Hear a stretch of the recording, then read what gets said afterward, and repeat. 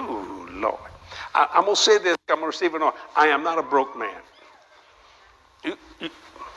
I'm doing good. You have no idea.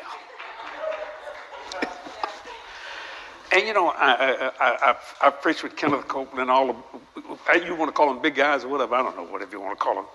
But I've had this, probably over 400,000 of these that went out all over the world, called Why Isn't My Giving Working? See, according to God's word, when you give, you ought to be so blessed you don't know what to do with yourself. Let me just say this. This is going to go just like this. 4 types of giving. There's the tithe. What is his motivation? Obedience. There's the first fruit. What is the motivation? Anybody know? First fruit. Compassion, see. And then there is the seed or the alms. Now, its motivation is compassion. Then the seed is faith and reward. First fruit is generosity. Now, watch that. Why do you tithe? Out of obedience. Now, and a lot of people don't understand their first fruit message. That's generosity. But see, because most people preach it wrong, I preach it right. Why? Because there's no such thing as second fruit, third fruit, or a basket of fruit. See, they're just trying to get as much money from you as they can. See, first, you give your first fruit, your first increase. You give your first fruit increase. You don't give it on you don't pay it on your income, it's on your increase. So that's only 2 pennies. That's what you do. It's only done once a year. When you start, first fruit, not second fruit, third fruit, or basket of fruit. See, on your income, and if the next day you won the lottery, they just say that, and they made $1 billion, that's your money. Go do what you want with it because you already did your first fruit. Yeah, but it was only 2 pennies. It made no difference.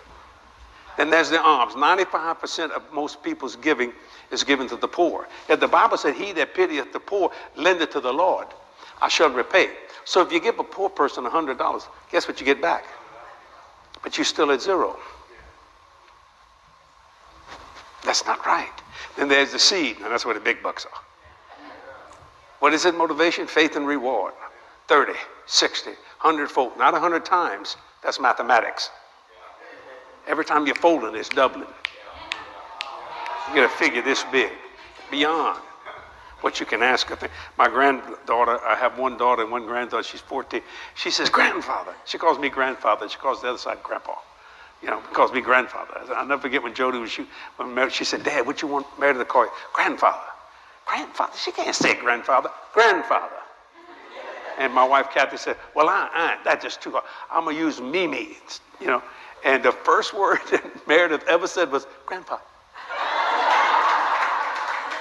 I said, "Don't mess with the God man. Just leave me alone." Faith and reward. To such a point that when you get something, you go, "What am I going to do with this?" I got in here last night. I went and grabbed a bite to eat. I was walking down the street. People were giving me $100.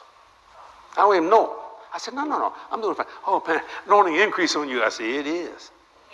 I said, "No, please." Couldn't help myself. Anybody ever seen Drenda and Gary Cassie? You know, you see him on television. I told him when I went to his church, I said, "Now," I said, "You got a cheesecake factory around here?" He said, "Yeah." I said, I want to go eat that." And he said, I said, "Now, Gary, when I walk in there, money going to come flying out of the way." He just looked at me like, I said, "I'm serious." I don't think he believed. He went, "Okay." I walked in there, and a bunch of people said, "You Jesse Duplantis?" They started putting money. I had to hold it in my hand. It was falling through the crack, all over the floor. I said, "Pick that up there, Gary." He said, "Okay." I'm just falling everywhere. I said, "Look like I'm buying." Serious. Happens all the time. I'm telling the truth.